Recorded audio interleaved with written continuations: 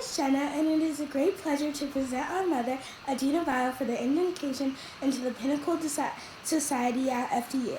My mother embodies the concept of the American dream, having escaped war-torn Liberia when she was 13, but will always put her unique stamp of caring, community, and creativity on her memorable journey that is only gaining steam.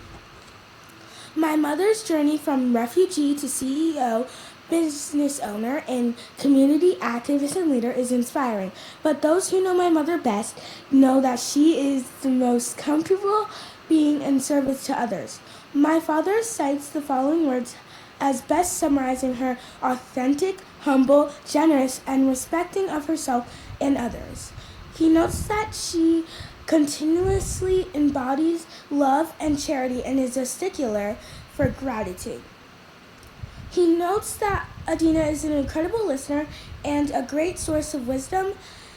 Friends and strangers alike often pour out their deepest secrets and concerns, knowing that she will hear them out and provide encouragement and insights.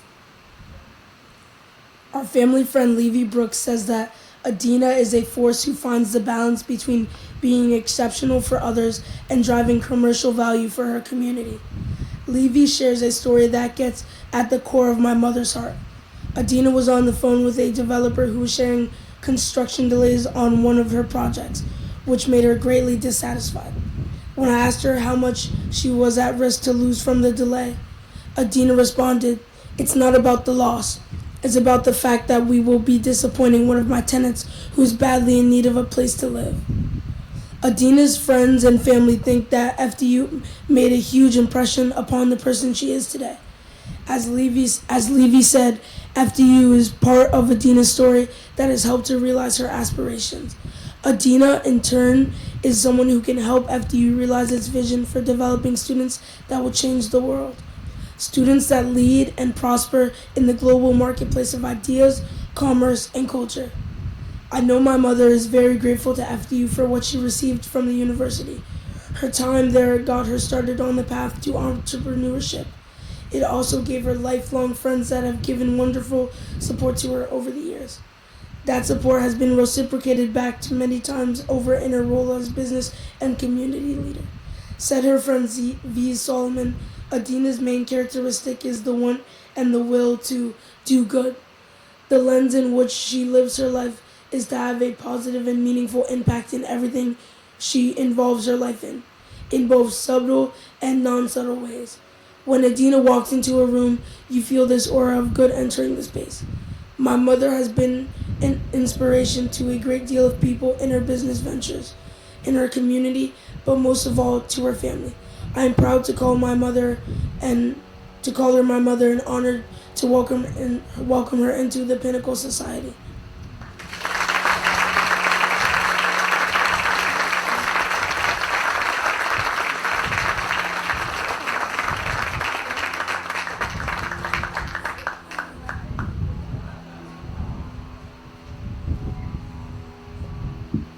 Thank you so much. Jenna is 9 and Ali is 12, so I'm very proud right now.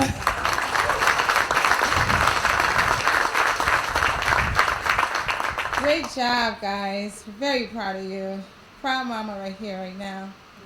I want to thank I'm numb for being up here right now. I want to first give gratitude and thanks to FDU. It is an understatement to state the impact that FDU have had on my life.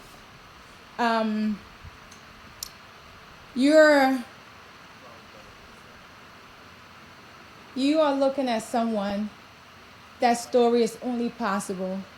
My story is only possible in the United States of America.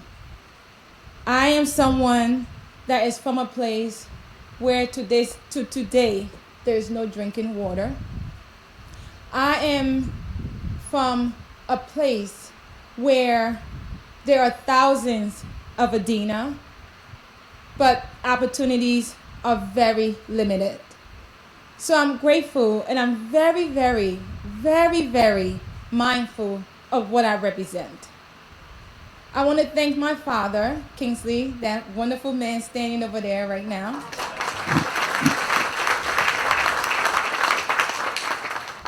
For going into the depth of West Africa in a remote village, during a war, and rescuing me and my siblings.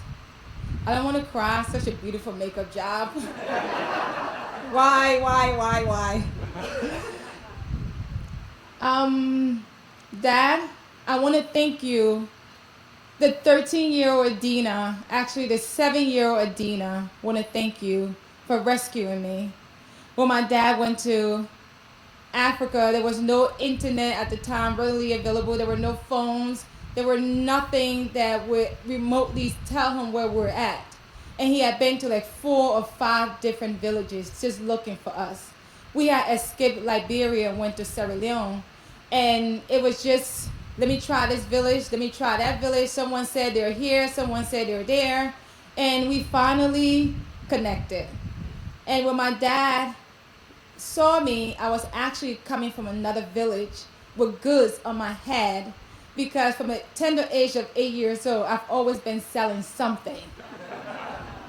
And I remember we were coming out of the woods, and all of my village, buddies were running towards me and like, Adenah, your dad is here. I'm like, where? Is this a prank? And I go up and show them with my dad, and I still have my goods in my head because I didn't want the trick to happen. And I put my goods down, it's gone. So I go up to my dad, and he's like, oh my God, Adenah. He hugs me, and he said, we have to leave today. And I'm like, no, we can't, Dad. I have to sell my goods. And he looked at me, and he said, no, we have to leave today. You have to. So I gathered all of my little, friends that was in the refugee camps with me, and I said, you have this, you have that, and you sell it, and you don't have to pay me back. And that was my journey with my dad, and we went to Freetown, the capital, and I thank you. That 8, 9-year-old Adenah, I thank you today. Thank you. Thank you for instilling in me that with hard work, tenacity, and kindness, and you're constantly the kindest person I know, and you instill that in me, that it's not about what you have, it's not about what you have accomplished, it's about how you treat people and the respect in which you walk in a room with. Thank you for instilling that in me. I appreciate it. I'd like to thank my husband, Mike. Thank you so much for being my rock. Thank you for understanding that, the biological clock in a woman's career is always in clash. We're always clashing, When my career is taking off, I'm having kids. So he understands there is a list. And on that list, there is IHOP, cornbread, Brick City Vegan, then the kids, then my parents, then somewhere on that list is him. But there is a bright side. At least he's on the list.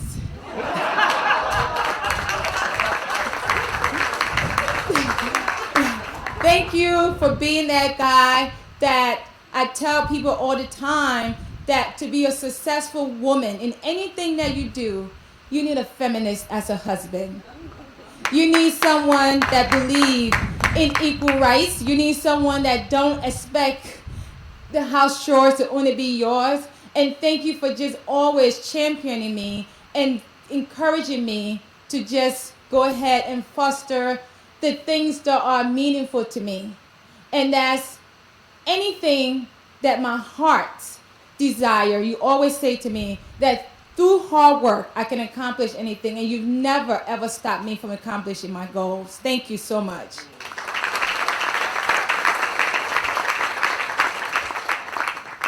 I want to thank my 2 children, and it's very important that I really say this to you guys, Jenna and Ali. Ali, get off your phone, I'm talking.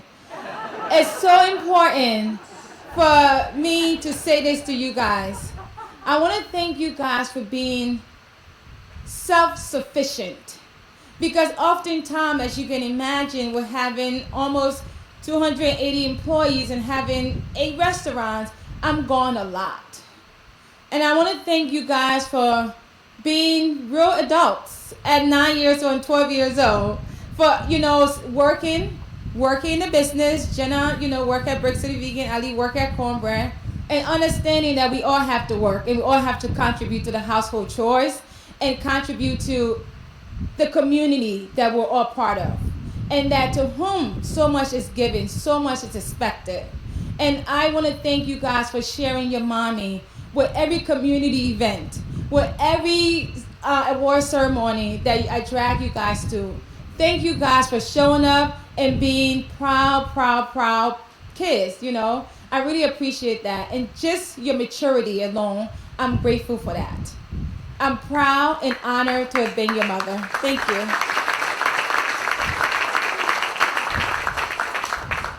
I want to share a quick story with you guys about what FDU meant to me. I went to public schools in the city of Newark. I never imagined for myself that I would go to college. I had teachers that said to me, there was a greater life outside of Newark for me. And my teachers encouraged me to apply to about 10 universities. And gratefully for me, every school I applied to, I got accepted. And then I got this call from FDU. At the time, my dad was doing the best he can. We was living in public housing. My dad was working at Wonder Bread. So college education for his children was something that truly stressed him out.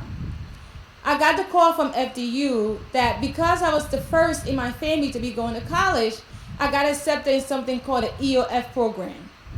It was an Equal Opportunity Fund program at the time by the state. So I went, I interviewed with a lady called Miss Janice. And she said something to me that to this day, it just really stuck with me as a young girl.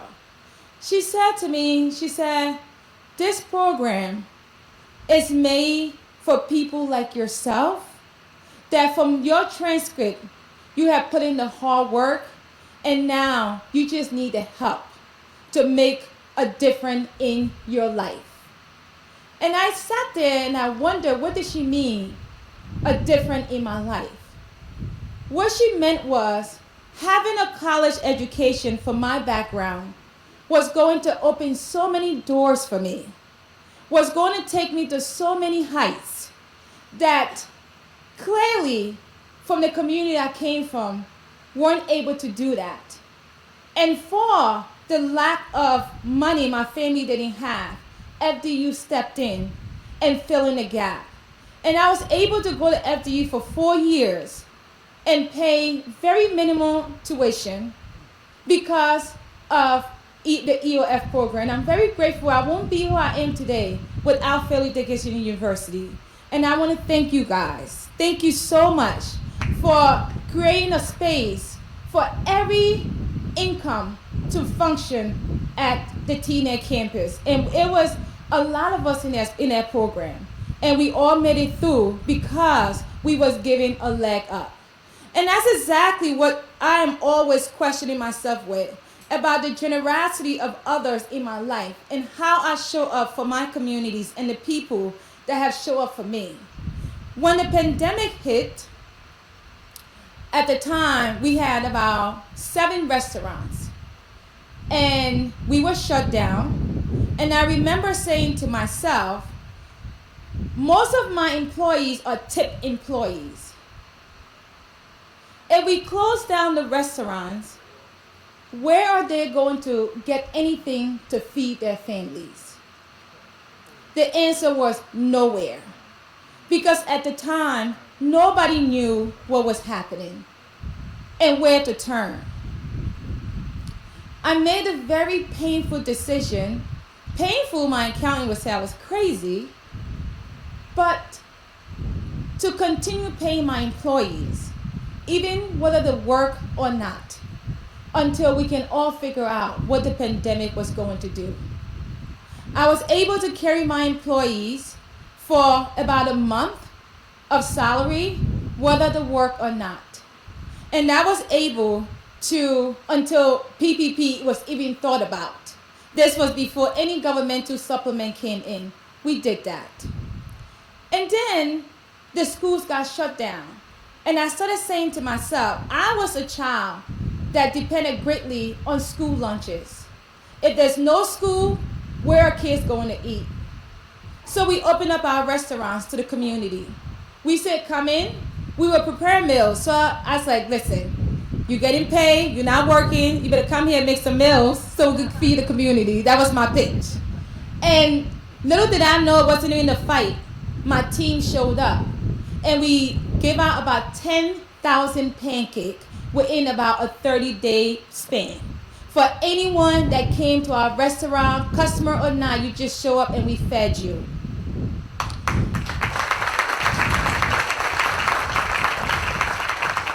And then we found out there were seniors that was locked in their household that couldn't get out. So we started preparing meals and dropping it to senior buildings. And then it dawned on me, it deeply dawned on me that there is no savior. And I say this all the time. Communities are built on people that are in the community. If we are going to change our community, we, the community folks, have got to roll up our sleeves and do the heavy lifting. And it dawned on me there was nobody coming to feed my community but me.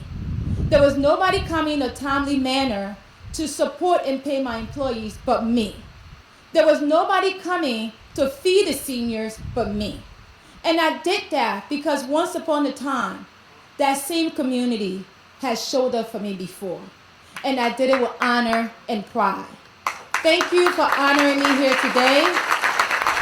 Thank you. I don't belong here, but I'm here anyway. Thank you.